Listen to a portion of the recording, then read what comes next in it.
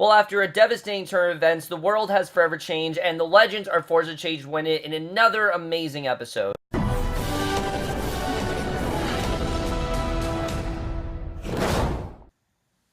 Hey guys, remember Legends Tomorrow, Season 2, Episode 16, Doomworld, and I was definitely really looking forward to this episode, more than really any episode of Legends Tomorrow thus far, because as you guys know, the previous episode, Fellowship of the Spear, I personally think is the best episode the show has done. It was intense, it was dark, it was really brutal, and it ended in a really tragic way with the Legends actually losing and not getting that Spear of Destiny, not being able to change things in the way they wanted to, and it was just very ballsy move for the show, and because of this episode did have a lot to live up to, and for the most part, I think it did deliver pretty well. I really did enjoy this episode.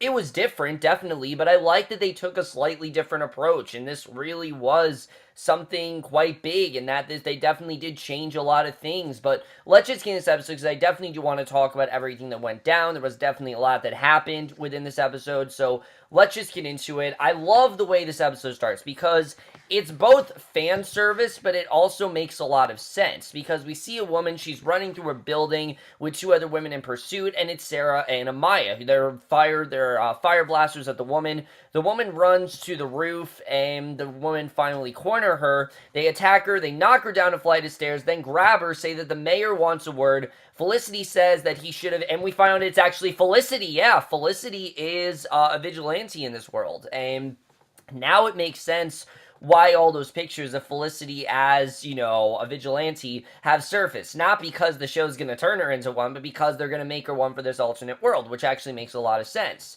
So basically, she says that he should have come himself. Amaya then punches her, and at the mayor's office, Dark then thanks Amaya and Sarah for doing their job. Felicity says she'll never stop fighting for Star City. Dark has Sarah break Felicity's neck. So yeah, Felicity's dead. For all you Felicity haters out there, I know you definitely probably got enjoyment out of that. And I don't hate Felicity. I think she's overused, definitely, but I don't hate her. He then adds Felicity's mask to his collection of vigilante masks, and we get one of the most chilling reveals of the episode, that Dark has pretty much killed every single vigilante. With him not dead, he's been able to kill all the vigilantes. Oliver clearly did not kill him. All the vigilantes are dead. We see such as like Renee's mask is in there. We see Oliver's mask. Like every single vigilante mask is in there, and she was basically the last one to die, and that's crazy to think about. But I thought it was a really good start to what is a very strong episode. Definitely really good stuff there.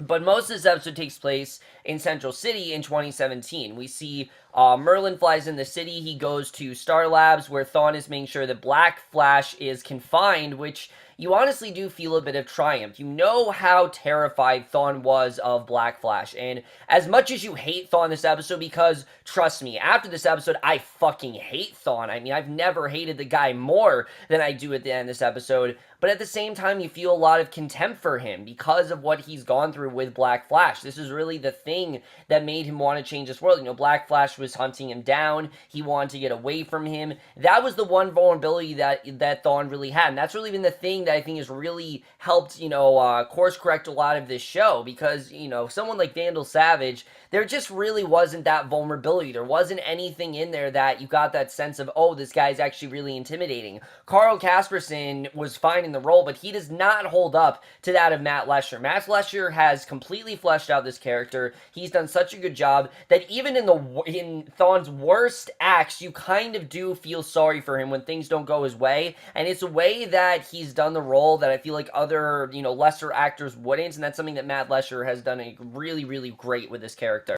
So Thawne says that Merlin got what he wanted, his wife and his children. He doesn't see why they need to meet. Now, in this world, basically, we see that, Thea adores him, as does his wife, and Merlin says that he wants the spear, so Thawne tells him that the spear is safest in his hands, and he's the only one who knows how to use it, and Merlin points out that he destroyed the Calibro's manuscript, so clearly he's not the most trusted member, and I like that. I like that we see that Thawne is going too far here, and that they're starting to turn against him, so Thawne's assistant then brings in Jax, who reports that there was a minor setback at the lab, but the situation's under control. Jax says he has to motivate his employees a bit more and promises that another test will be up that evening. So Jax is a lot more of an authoritative role here. He actually is very much a boss-like figure, and I like seeing that. I like the way they did kind of get to toy with a lot of the legends here. There are a lot of different stuff here that I thought was kind of cool.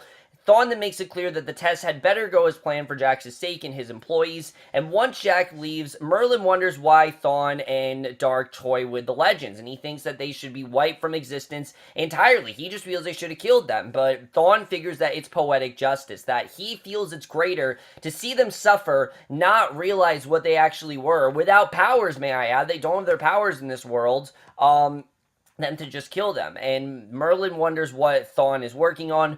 Thawne says he's just as interested in scientific developments, and we see Mick and Len leave a building. They kill a guard. When he tries to stop them, more policemen surround them, but then apologize when they realize that it's Len, and Mick wonders what exactly is going on. Why are they suddenly why are they suddenly letting Len and Mick, wreak havoc on the world? That doesn't make any sense. But Len says there's no need because it's their world now. They're the ones in control of everything. So it really isn't that big of a problem. If they're going to rob a bank, by all means, they're going to rob a bank. And he offers to arrange a chase and an escape if his friend wants, but Mick doesn't see the point when they own half the city. Why are they going to cause more havoc? So Len reminds him that they're partners and says that Thawne is summoning them. And again, Mick is a big part of this episode. He's a big part of the focus here, and I like the way that they kept the focus on Mick, because Mick was the one who made this choice to go with the Legion of Doom and essentially create a lot of the problems here. And as much as you are kind of feeling bad for Mick that he made this decision,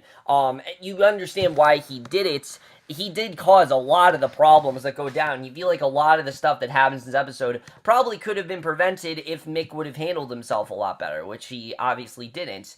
So Rip is then aboard Waverider. He's working on his Foden bows and some really funny stuff with Arthur Darvill. Arthur Darvill really got to play up the comedy in this episode because he's all alone and he has nothing to do. And Gideon knows that his team would be impressed if they were still alive, but Rip doesn't see the point in sending a message to them or finding the Legion now they have the spear. So Rip's memory is clearly still intact. He actually does remember everything that went down, but he's defeated, and you definitely get that sense of defeat in Rip throughout this episode. And again, it's something we didn't really get to see last year, In last year's season, he was always in control of everything. He was always the one who was doing things for himself and always had this goal of trying to save his wife and children. But now that he doesn't have that goal, it's not as big of an urgent mission for him, and he doesn't really know what his purpose really is. And I like the way that he's kind of trying to find himself and that he's relying on Gideon to give him that sense of hope. I think he's just adding a lot more to his character that we didn't see last year, and they're doing a very good job with that so far. But at the Legion headquarters, Stein and a team of scientists are working when Jax confronts Stein, and Jax, we find, is actually Stein's boss, which was very surprising, but he's furious that Stein is taking a day off, tells him to take the whole week off, and turning serious, Jax tells him that no one will leave the building until Thawne sees the result, and when Stein points out that he has been working nonstop for the last month, Jax tells him to get the reactor working by the next night, or Stein will never see his family again. And I like seeing this more apprehensive Stein. The side of him we don't really get to see before, but it was really cool to see. And like I said, they really did all the actors did a really good job at playing very different version of those characters, even if it was kind of brief. So we then see Ray. He's working as a janitor, and Stein goes over to help him clean up. So Thawne then calls the president, says that he'll be there to receive his medal. Once he hangs up, he turns to the waiting Mick and Len. He explains that he wants them to keep an eye on Merlin, and when Mick points out they're not watchdogs, Thawne takes offense, and Len then points out that they're thieves, not watchdogs. And just as Nate runs in, the guards tackle him. Nate looks very different. He's got like a very long sort of haircut, basically looks like a janitor. Nate says that reality is at stake and the world isn't right. He's the first person to note that just something is not right here. It doesn't feel like this is their actual reality. And Thawne tells the guards to let Nate go. Nate says reality has somehow changed. He spotted inconsistencies in the fabric of reality and figures that Thawne can help him fix it. But Thawne tells him he's onto something and tells Len to take Nate out and just straight up kill him because he doesn't want any of them to see any sort of discrepancies. He doesn't want them to note of the changes. Anytime they seem to, pick up on something, he just wants them killed. And it makes sense. Thawne's the one that created this world. He obviously does not want it destroyed. And Mick and Len then take Nate out. Nate insists he's not a threat unless he's right. He realizes that he is right, and his subconscious picked up on the discrepancies. So Len prepares to kill Nate. Mick tells him to stop, actually. Mick doesn't want him to kill Nate. And he says that Len promised him that things would be like old times, and Len says that he'll deal with Thawne eventually. And Mick's not getting that sense. Len was really the one person he can fight. And as much as Len did turn to the dark side a lot, and he switched back and forth, they always were a tag team. They've always worked together. He's worked with Len pretty much his entire life. They've always been friends, and he hasn't had that ally to confront him. So he really thought working with Len would be the smart thing to do. But as we see, this Len is not the same Len that Mick once knew. This Len is a lot more, he's focused on crime. He's focused on all of these different, various acts of chaos, and Mick just isn't interested in that anymore. He's a lot more focused on heroic acts and doing good things. And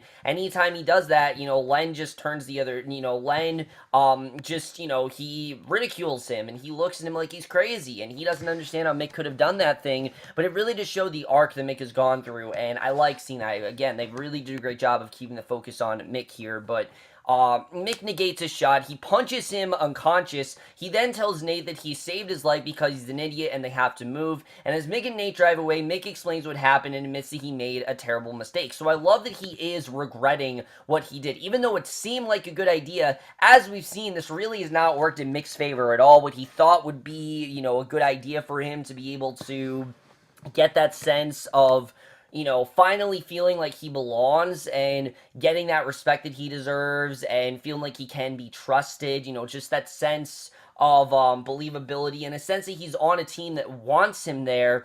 Now he doesn't feel the way. He feels like he's basically forced to do things that he just doesn't want to do. And he drives to Star City and Ray's apartment. And I like the way that Nate picked up on things quite quickly. Even though he's kind of in denial about it, he does know that definitely something is going down. And we get to Ray. He's playing a first-person shooter about the Dominators, and that was hilarious. There are so many little nuances scattered throughout this episode that I thought were very, very funny, and the show, again, really played with the comedy quite well. But Mick says that he's not a janitor. Nate says that Ray is the only one who can fix the reality. Ray admits that he's noticed discrepancies as well, and Mick then finds a device that Ray is working on. Ray admits that he built it on an impulse, and he calls it a trans-reality multiplexer, and I love it he doesn't know why he built it. Like, he just happened to build it, and apparently it resets memory. So Ray was going to test it on a rat. Mick realized it's the rat that Ray gave him for Christmas, and there's something so sentimental about that. Like, he definitely sees that he still has that rat, and that rat still means a lot to him, and seeing that rat restores a lot of hope in Mick, and Mick becomes very set on, trying to, make the future right and trying to turn things around. I really did like seeing Mick step up and play that role here. So Mick then shoots Nate in the head with a device. Nate remembers everything, and here's my one problem with the episode, is that while I do think that this Doomworld was very well done, they overall crafted a very well done alternate reality, it doesn't last very long. It takes a very short amount of time for almost everyone to get their memory back, and I do think that it was a bit rushed, but what we get is very well done. Like, the payoff here is definitely very good. But Nate remembers everything. He punches Mick, who's satisfied the device works, and Len then tells Dark and Merlin what happened. He insists that he can control Mick. He just needs their help getting Mick back before Thawne realizes what happened, and Dark then worries that Mick may gather the other legends, and Merlin insists that they have white Mick's brain at the very white Mick's brain at the very least, and Dark calls and Sarah and Amaya tells them to find Mick. Len then gives them a GPS tracking device, and Mick then hits Ray with the device. He punches Mick as well. Mick points out they'd all be dead except for him, and Sarah and Amaya then break in. Mick tells Ray and Nate that they work for Dark. The women draw their weapons and attack. Ray tries to get through to them. Nate asks Amaya if she remembers him. She doesn't, obviously, because she had her memory wiped, and Ray says that they're heroes like them. Nate tries to steal up, but nothing happens. Mick tells him that the spear took away his powers, but the women are glad to kill heroes because that's who they're set to kill. Amaya escapes. Ray finally manages to blast Sarah, who punches Mick. Nate figures that the Legion is on their way and they have to hide out. And where they hide out is actually Nate's mother's basement, which apparently is where he stays, and he actually he pays the rent, so he technically is his house, which I thought was pretty funny. But Sarah figures she can sneak into the Legion headquarters and get the spear, and they wonder what the Legion is doing to Rip. And obviously, we know Rip can fight in the Waverider. He's drinking rum, he's working on cakes, and Gideon told him to start acting like a captain. Even though he's not really a captain, he needs to go back into playing that role, because right now he's acting like a loser, and that's not the Rip that she basically fell in love with. And I remember, Rip and Gideon have had this sort of weird object type relationship, when she was human form. And I definitely think they're setting up, at least to me, it seems like they're setting up Gideon becoming a human. Like, I think that's where we're going to go in season 3.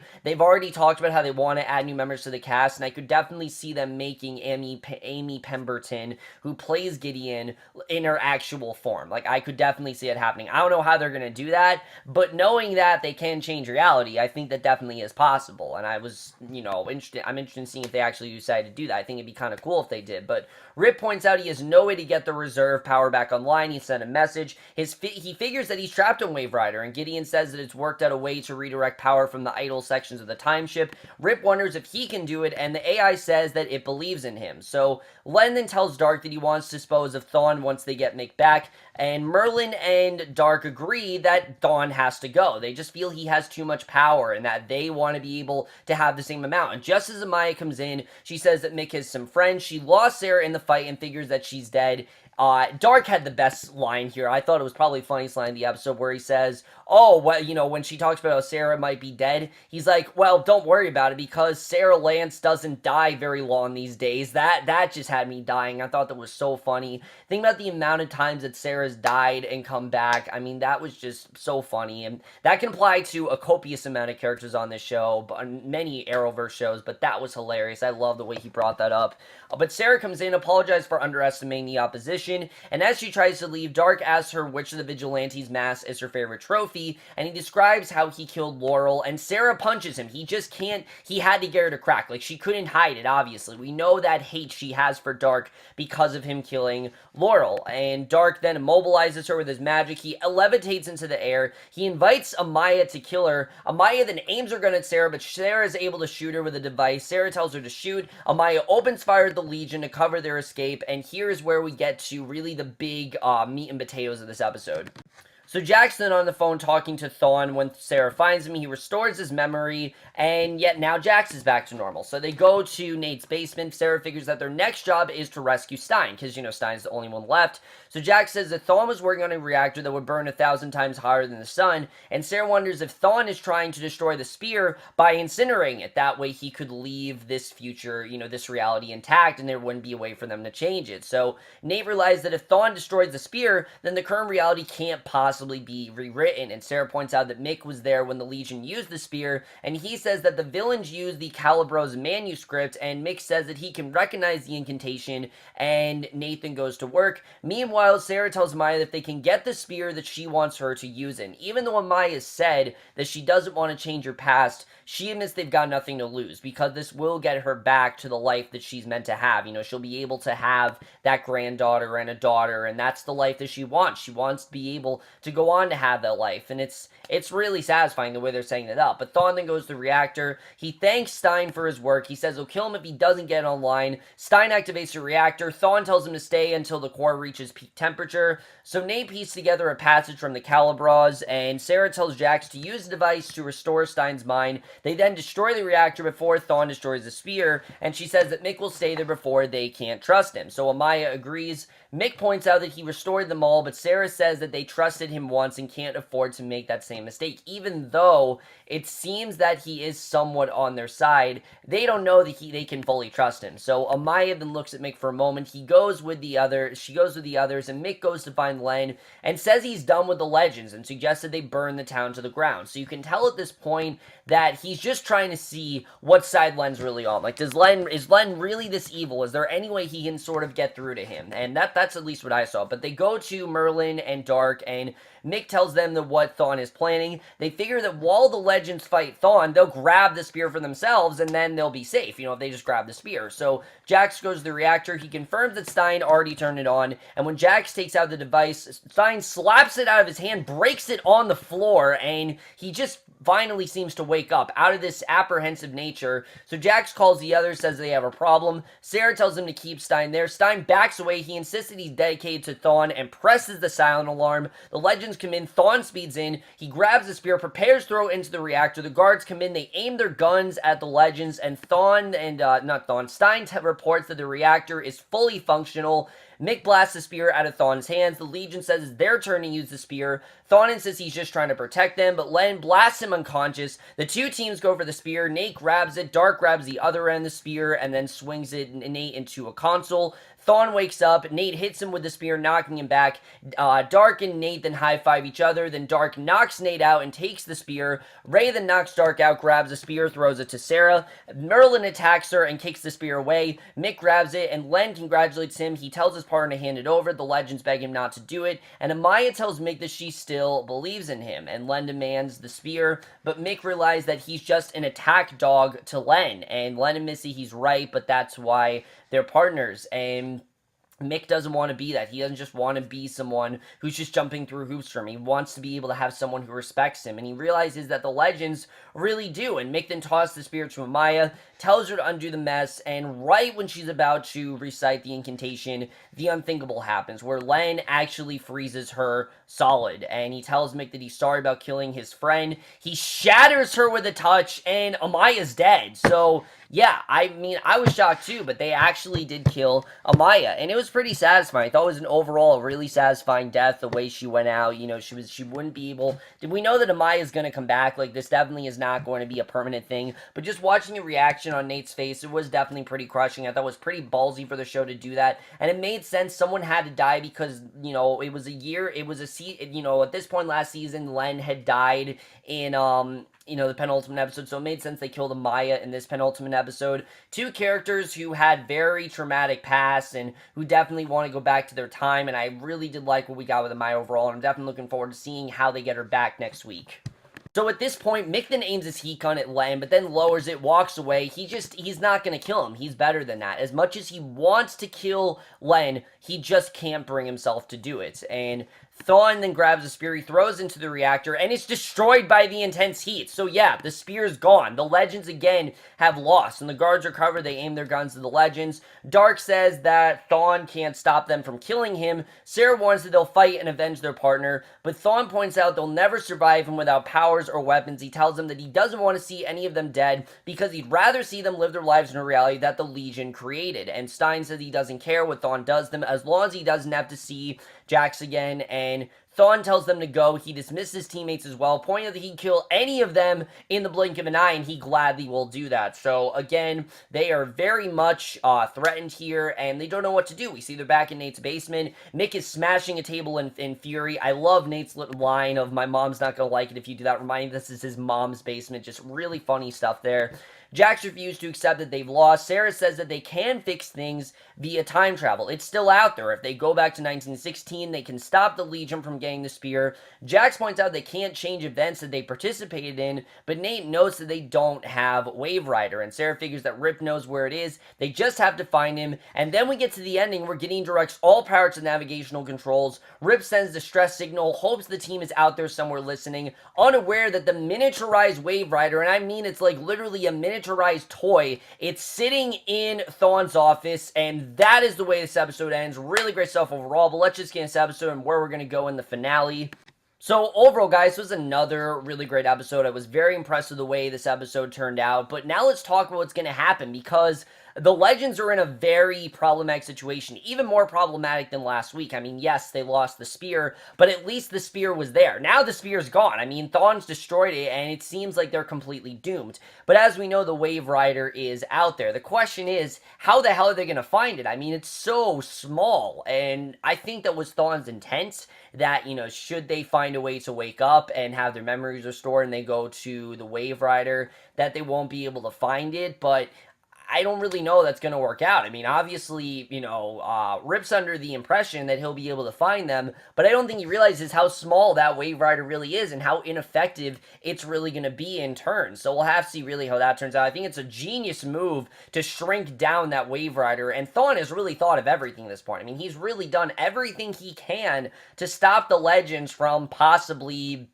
altering things. He's really trying to make it so his version stays his version. I don't know if they're really going to be able to change things. We'll have to see really how that's going to work out. I think that's definitely going to be very interesting.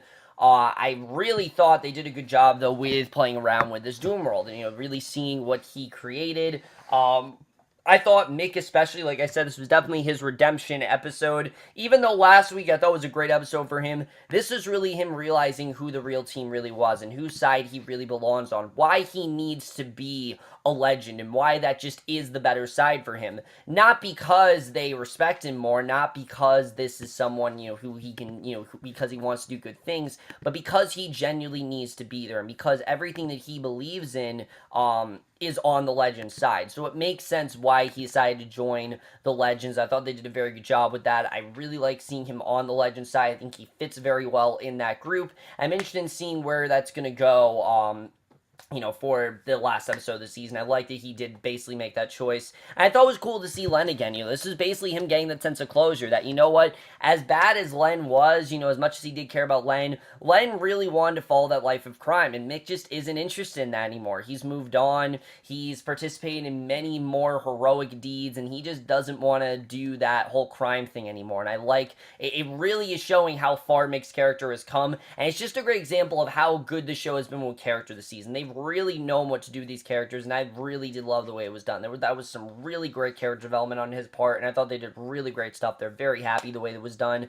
I also thought it was very smart of the show to keep at least one of the Legends, completely unaffected. Like, obviously Stein, he's still out there, but he's still brainwashed, and he doesn't have his memories back, and there doesn't seem to be a way to get those memories back. I like that there is still someone who is on Thawne's side and wants nothing to do with the Legends. I thought Victor Garber did a really great job playing that more tenuous type Stein that we really haven't seen before. Thought that was really cool overall, and I'm interested in seeing really what's going to happen there. Amaya is definitely coming back. I mean, there's no doubt about it. They're going to find a way to get Amaya back. She was in 1916. We see next week there's going to be alternate versions of the Legends. And I don't know if this is going to be a Back to the Future scenario where if they come in contact with those Legends, that one of them passes out and then they both cease to exist. I don't really know what they're going to do with that, but they're definitely setting up a lot of great stakes for the finale. There are a lot of places finale can go next week, and I really do hope they cover it in all areas. The thing I think this season has done so well is it's done, it's had the team be a lot more rootable. It's given us a lot more fun characters and a lot more fun scenarios to play with, but it's also developed the villains quite well. Like I said, Thawne is a character I really care about. He's someone who his reality does not exist until now. He finally feels like he's found that relevance, and you kind of understand why he wants to do this. As bad as a guy as he is, because, I mean, he really is the worst in terms of all of these villains, you can understand why he did what he did. He really wanted to change reality for himself so he could finally be relevant in this world, and that's exactly what Ray has been trying to do the entire show. So you can understand why he did what he wanted to do. I thought it made sense overall, and I'm definitely mentioned seeing really where they're going to go with that. I hope they keep at least one of them. I want to see Legion and Doom somewhat intact next week. I'm not saying I want them to be a villain next season, because I think it'd be repetitive if they did that, but I do want to see Legion and Doom still exist somewhat. I want to see them still out there. I want to see them still conjuring up some sort of schemes just to save it for other seasons and save it for other episodes along the way. I really do hope they continue to do that. But as a whole, guys, this was a very good episode. I thought this was a really great setup to next week's finale. I really am loving where the show is going. The show at this point, like I said, is just continues to excel in every way possible. Like I said, my only complaint with this episode, I just thought that a lot of Doomworld, while it was cool to see, it was a bit rushed. I felt like we definitely could have had a little bit more time with Nate and Ray as janitors, and, Jax as that angry employee, or Sarah and Amaya as those assassins. We just could have had more going on with those characters as a whole. We didn't get to see enough of them, and I thought they could have done a little bit more there. But this episode definitely made up for it in terms of payoff, in terms of comedy, and in terms of acting. This episode definitely had it all in terms of all that stuff. And because of that, I'm definitely getting Legends tomorrow, Season 2, Episode 15, Doomworld. Episode 16, Doomworld. A 4.5 out of 5 or an A-. So far, guys, moving this episode, Legends tomorrow. Let me know what you guys thought of this episode overall. Love your thoughts on it. Where do you think, did you like this episode? Where do you think next week's episode is going to go? What's going to happen in the finale? Love to hear all your thoughts on that. And we'll see you guys in my next video, which will be for Iron Fist. Yes, I am still trying to review Iron Fist. I'm going to be slow with it, but I'm trying to be as quick and efficient as possible so you guys don't have to wait an eternity for my reviews. But I will see you guys for that. Okay, bye.